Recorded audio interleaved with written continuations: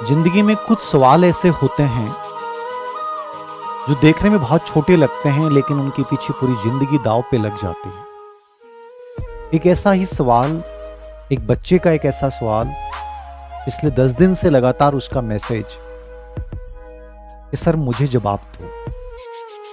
मैं इस छोटी सी क्लिप के माध्यम से उस बच्चे और उस हजारों बच्चों को जवाब देना चाहूंगा।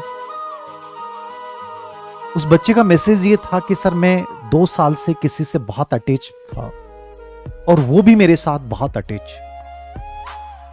हम दोनों एक दूसरे को बहुत अच्छे से बारीकियों से जानते हैं, समझते हैं, बहुत बातें करते हैं और हमारी लाइफ बहुत अच्छी चल रही है। लेकिन सर कुछ दिनों से ऐसा हो रहा है कि वो जब से एक शहर का नाम लिया उन्होंने, जब से वहां पे वो कोचिंग करने गई हैं जोधपुर, उस बच्चे का क्या नाम है मैं नहीं जानता, तब से उन्होंने मुझे इग्नोर करना शुरू कर दिया। मेरे मैसेज का कोई जवाब नहीं आता है और मैं कुछ दिनों से कुछ भी नहीं पढ़ पा रहा हूं और मुझे ऐसा लगता है कि मैं अपनी लाइफ में सब कुछ खो चुका हूं, हार चुका हूं।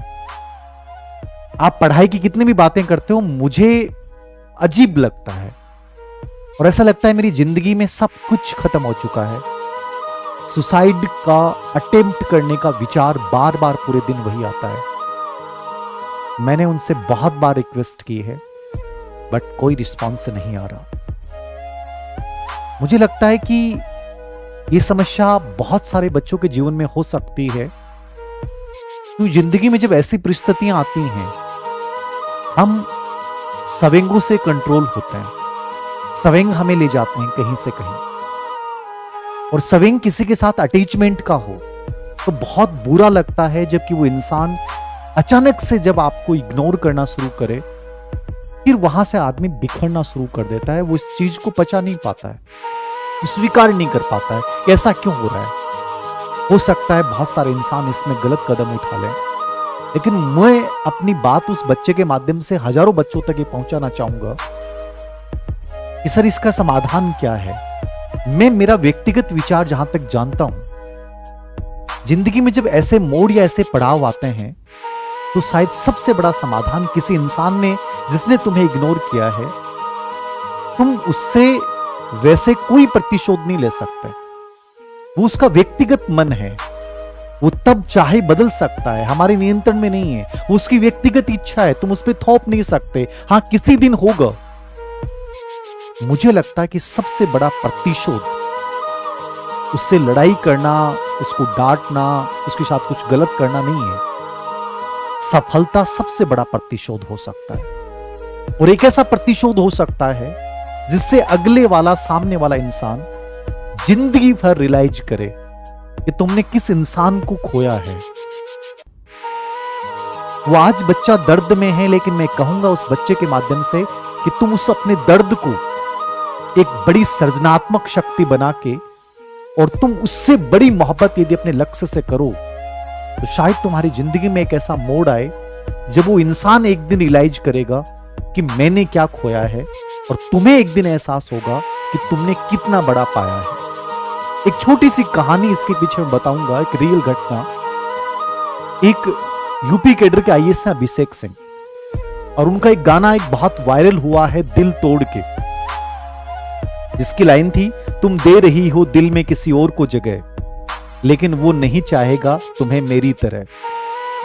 तो उसके पीछे की कहानी यही थी कि उनके साथ भी तुम्हारे जैसी वाली सिचुएशन पैदा हुई और उन्हें लगा कि मेरी लाइफ में सब कुछ खत्म हो गया। सुसाइड अटेम्प्ट के विचार आने लग गए कि जिंदगी में कुछ नहीं बचा है।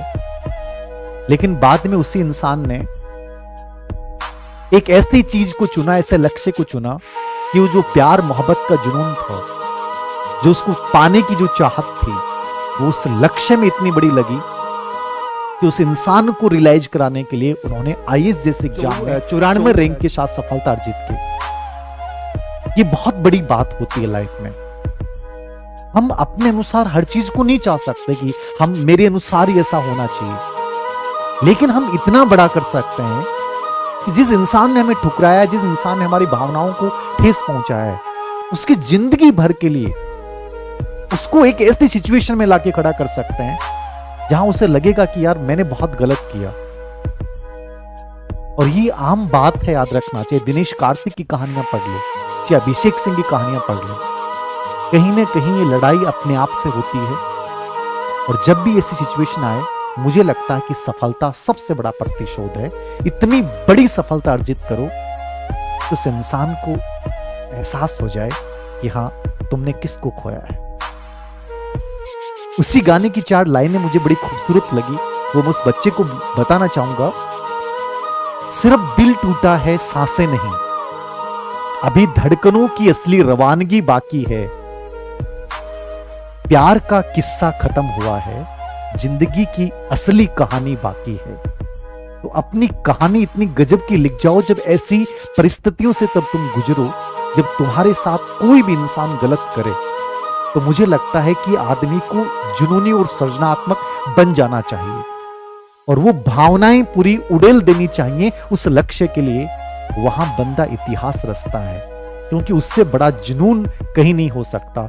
हर जंग लड़ी जाती है भावनाओं के साथ, और मैं मानता हूं कि जीती भी भावनाओं के साथ जाती है।